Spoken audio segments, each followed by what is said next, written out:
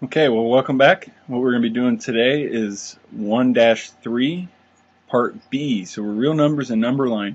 Okay, today's going to be really heavy in vocabulary, so you have to bear with me, and a lot of this is going to be kind of jot down as you go, so make sure you're kind of paying attention, especially today with all the new words. Okay, the objective today is to classify, graph, and compare real numbers. And again, we're still preparing for A1.4.2, so still a lot of review. Okay, we're going to go to problem number 4. We're going to look at some inequality symbols. So we have to remember inequality. What does that mean? Well, an inequality is a comparison of two values using inequality symbols. So inequality symbols is going to be a greater than, a less than, a greater than or equal to, or less than or equal to. Okay, so that's in inequality symbols. We want to compare what radical 17 to 4.3. The only problem is that these are two different numbers represented. This one's kind of easy. It's a decimal. We can see that. It's visualizing. Put the radical. Okay, well, we know radical 16 is going to make 4. So this is a little above 4. So we have to kind of work that out.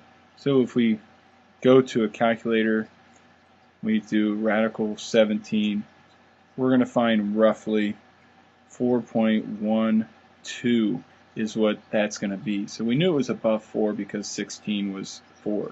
Radical of 16 was 4. So what we can say is that radical 17 is going to be less than 4.3. Okay, repeating, of course. Okay, so it is a less than symbol that we want to use because 4.12 is less than 4.3. Okay, what is the order of radical 4.4, negative 2/3, radical 2, and negative 1.5 from least to greatest? Again, it's the same thing. We want to start breaking this down. Okay, so as we start to go through, we want to figure out what these numbers are.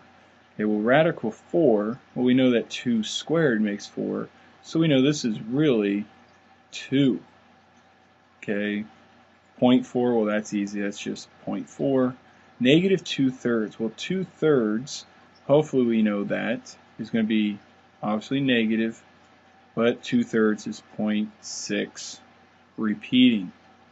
Okay, and negative 1.5 is down there, and radical 2, well, that's going to be in the 1 point something. Okay, so we know where that's kind of roughly at. So we kind of just go through and find out the ones that we know and do a little guesstimation on the one we don't know.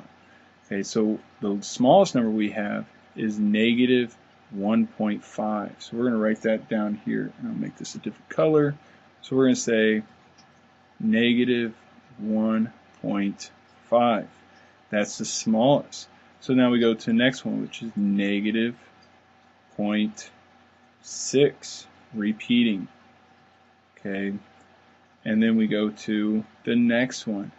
Well, as we go through it, sure looks like 0.4. And then we go to the next one. Well, that's going to be 1 point something there. Okay, and then the last one is 2. Now, we didn't really need to know what this decimal place was because there was nothing close to it. Now, if this would have been a 1.5, we might want to go through and make sure that that is less than that. Okay, so that's the order that we have. Now we really want to write this down how we see it above. Okay, that way we get it in the right order for our answer. So negative 1.5, that was that regular number. But negative 0.6 was not that, it was negative 2/3. Just so we're keeping true to the question. Okay, 0.4 was 0.4, so we can leave that.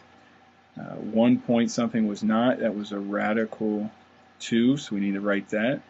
And then 2, which there's a debate there. You could say, well, radical 4 is 2, so we could leave that. But since it was written that way, we really should reference it as radical 4. And I believe on the EDCA, they will require you to write radical 4. And I'll double check on that, but I'm pretty sure that's the way it's going to be. So technically, this is what your answer should be. as you go through. So it was pretty simple. Take the ones you know, small pieces. Okay, that's going to be my phrase for the entire year, is keep it in small pieces. Don't try to digest the entire chunk all at once, because then you're just going to choke. So make sure small pieces as you go.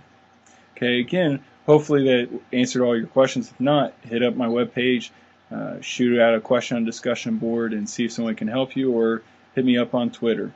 If you can hold off, we can talk tomorrow in class. We'll have a little discussion and we'll pick up from there and do some work. Okay, have a great night.